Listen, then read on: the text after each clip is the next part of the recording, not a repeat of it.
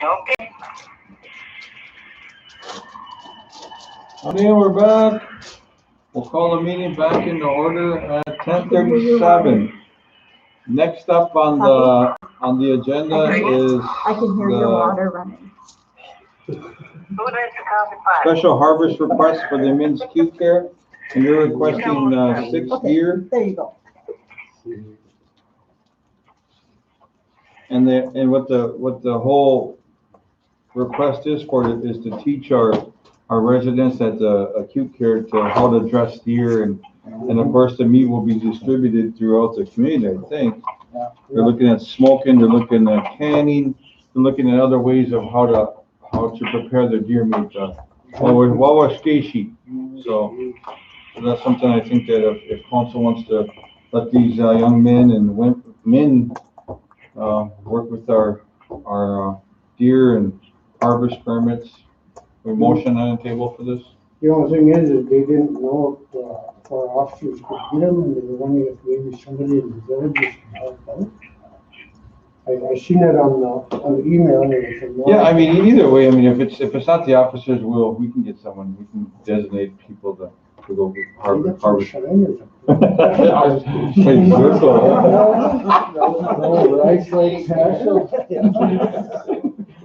Either way, they're gonna get 6 deer, so. I know some guys. I know some guys like to hunt up there, and they throw all the tags for elders. All right, guys, motion to approve this for the Motion by Ray, second by Alan, all in favor? Aye. Motion carries. You good? All right, next up is the signature request. And this one, the first one I have is Heather Hamlin Food Shelf. This is for grant acceptance of $250,000 from the Hunger Solution of Minnesota. Can you look at that one? Shonda did, that's good. Shonda, I should say. Okay. Motion on this one, guys, to accept this grant money. Motion by Ray, second. Second by Annie, all in favor? Motion carries. Next one is Heather Hamlin Food Shelf. This one is for, same one, to accept $41,000 from the Hunger Solution of Minnesota. Another grant we got for hunger. Motion by anyone on this one? Motion by Ray, second. Second by Cheryl, all in favor? Motion carries. English. Next one is Judy.IT. This document quote for Marco Technology. This one is for hardware to support GP and Laserfish projects for Marco Technology LLC. This was part of the proposals that Jesse talked about at the last meeting. Remember, we said we'd be coming through with different requests. All the IT stuff, yeah. Yep. So we could use COVID money on this. So. All COVID related. Yeah. So. To upgrade our system. So motion by Ray, second. Aye. Second by Cheryl, all in favor? Motion carries. Next one is Judy Dodigan. This one is for document to quote for Minoca Technologies, and this is for the WELSA. Mike, just a quick comment on that last resolution. Yes. Just for the minutes there, just make sure that it has the language here, but it didn't have the exact language in that previous resolution, that the hardware will help reduce or eliminate face-to-face interaction. It's the same language there. I just want to make sure that's the understanding that we're having. Okay. Absolutely. Sorry. I thought it was in there. Okay. All right. We'll add that to this other resolution. So this one is the same kind of what we talked about the last meeting about some of the hardware and software we're getting. And this one is for Laserfish license, one-span license, and consulting hours and training for the Minoca Technologies. And this is the amount of $59,000. So, motion on this one, guys. Yeah, motion. Motion by Alan, second. Second by Ray, all in favor? Motion carries. All right, next one is Lundy Fine Legal Department. This one is for a license, I believe. Yeah, we got Two attached, two LLC. new LLC requests. Hale Construction LLC, owner is Cordero Hale, Whiter's descendant. Another one is Julius Construction, Julius Merlin Hanks Jr. They have their motion by Alan, second. Second by Ray, all in favor? Motion carries. Next one I got is Lundy Fine Legal Department. This one is for another tobacco license renewal. This is up at Star Mart and also Bagley. Motion.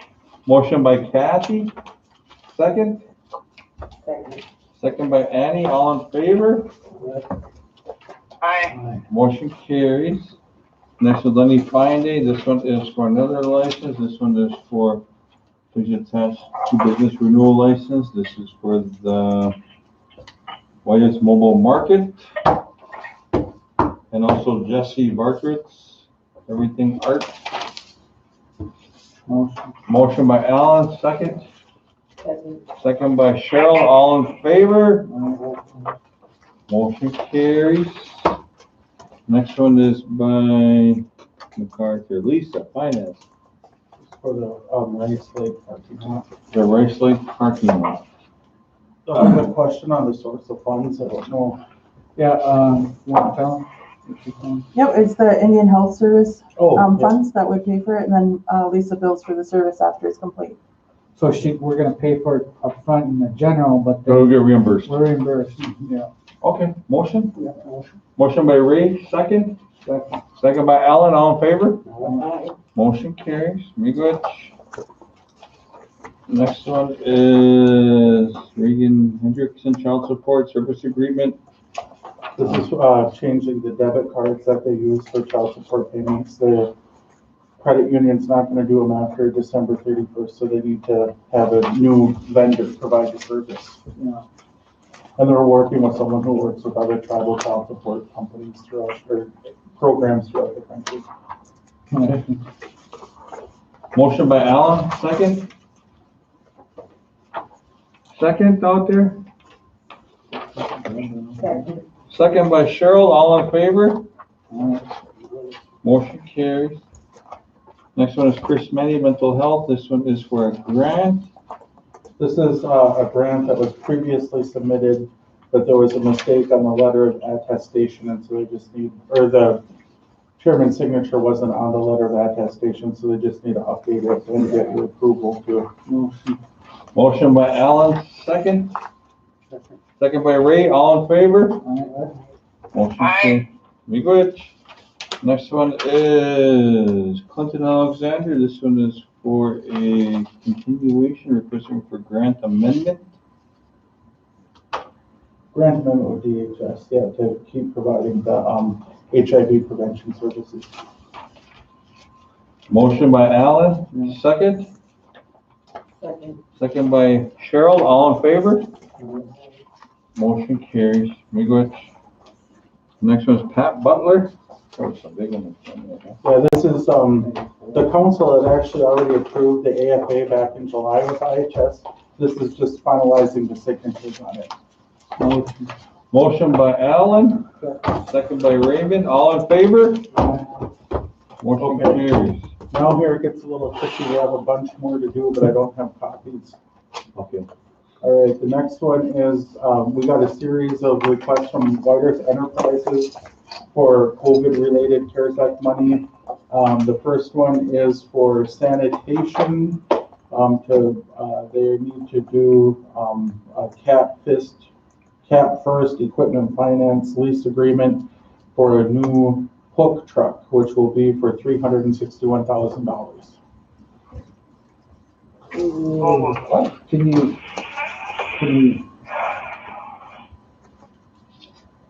Can you use that for capital equipment? For sanitation, I think we can. Can you put it on black and white? I can. I think sanitation motion is, Well, definitely, I believe that, but I mean, it's just the capital equipment, can we, Yeah, so you're saying yes? yes, I'm confident that we Make sure should, it's, Yeah. says yes, or. and I, Okay, I'll make that motion. there you go. All right, motion by Kathy, second. Well, Second by I Ray. have two. Huh? She I has have two. to make that motion. Oh, I thought you did. I'm You sorry. did, Kathy. you did it. I'm sorry, Kathy. But it's for a new hook truck for sanitation using our COVID funds. Or a lease. Lease A purchase. lease? Lease purchase, cap first equipment finance. All right, thank you. Remember I had that question that passed through? Remember I asked Yeah, yep. So, and that's a question, I guess, because I haven't had an opportunity to speak to Ray on this. that? Okay, well, can we just So- give him a chance to? Well, I think that she wanted to get these done. I guess I wasn't, we can get the roads, I got Mike Bowman's in here too, we can get that done today, there's no problem on that, but on these ones with Ray, I haven't had an because we were looking at also doing a grant from the COVID money to the enterprises for them to use, but that would be based on like lost revenue. And looking at these requests, this is not based on lost revenue, it's based on needed expenditures to keep the business going. And I think I think that's how we have to look at it is looking at their whole losses. And I think this could be all included with them. I think that we could do the whole package with them. Yeah. Give them the one grant amount, which would cover everything within her division department. And to me, like, it would be cleaner to do it that way, and I guess that's the way that I would prefer to do it, but it's up to council. And like I said, I haven't had the opportunity to speak to Ray. I know that she had talked to Lori late last week, and then I didn't get the reviews until yesterday.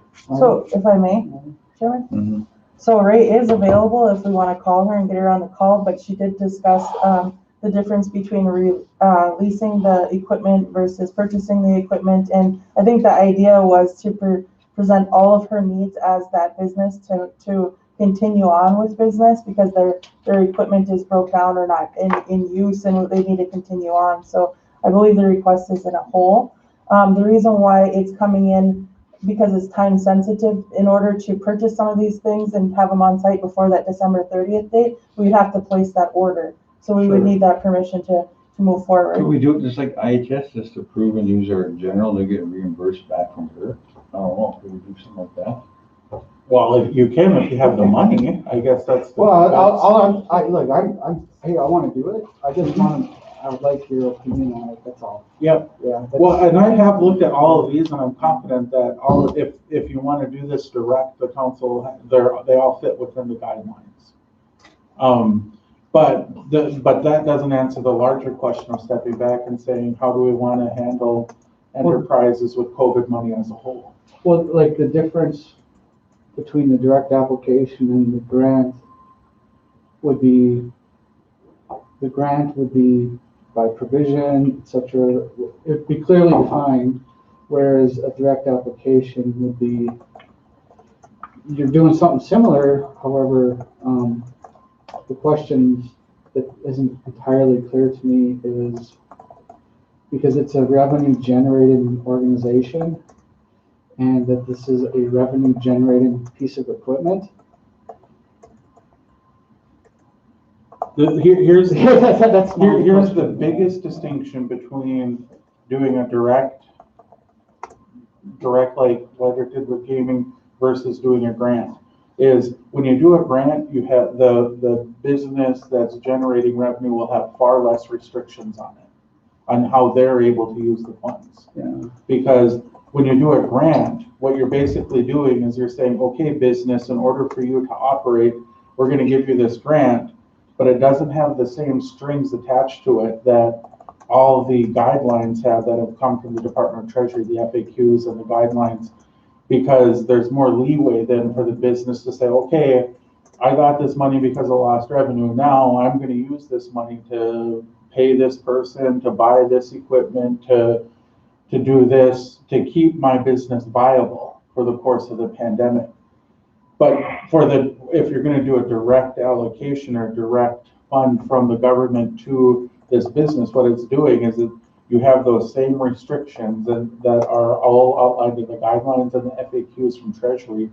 And so it still has to fit within all those boxes. You can't exceed that. And that's what I'm saying. I've looked at these, what Ray sent, and I believe that they fit within the guidelines of those boxes that Treasury has put out. And that if the tribal council wants to move forward and say this is the way we're gonna do it, that these fit within the parameters of the guidelines and FAQs and you can move forward.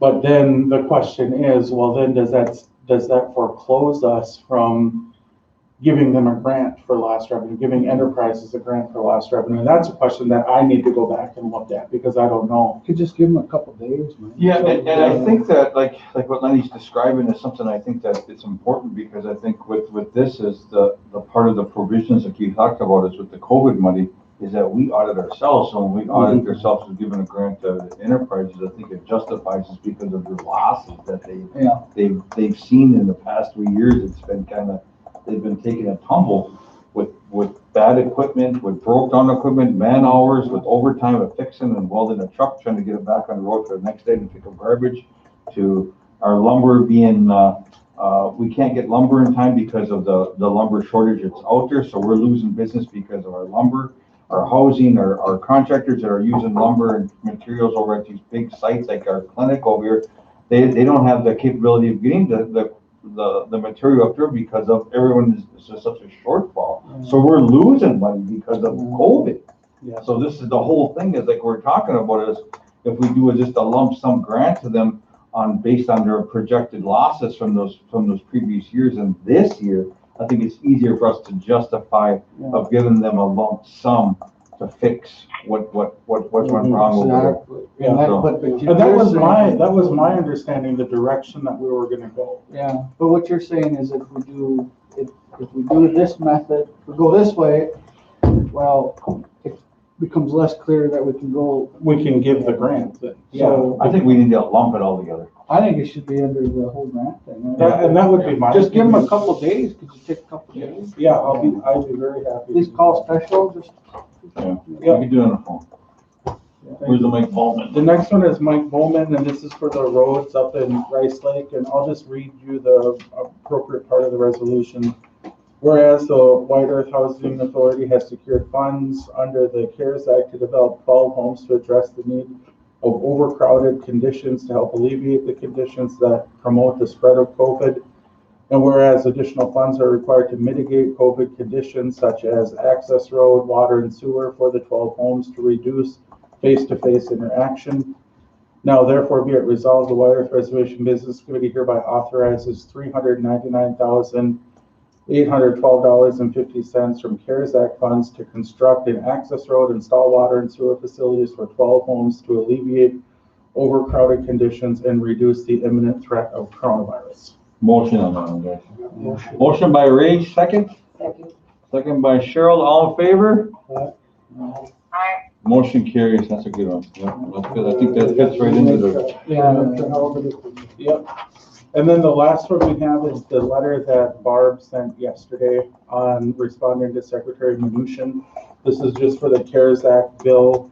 I don't know if everybody had a chance to read the letter, but basically we're just outlining some of the needs that we have, that the deadline for use of funds be expended, that lost revenue from tribal businesses be allowed to be, that we use the money for that. There's less stringent regulations for using the funds by tribal programs, that the scope of authority is expanded, and that the audit procedures align more with tribal expenditures. And then there's a little bit of data on some of the budget cuts that we've had to make. So just asking approval for Chair and Secretary to sign that to get it off. We had, if you remember a few weeks ago, we had submitted a letter to Secretary Mnuchin. He responded right away, well, Treasurer responded right away with a little bit saying, you can use the money, for these programs, and it wasn't helpful, and we just want to make sure they know that. Motion. Motion, do you want to do a motion, Linda? Yeah. Okay, motion by Cheryl, second by Second. Kathy, all in favor? Aye. Motion carried. All right, that's everything then. Can you have them bring? Okay, Miigwech, we're gonna go into executive session. I wanna say Miigwech to everyone for being on there today, and stay safe. You go up a minute. Miigwech. All right. I was just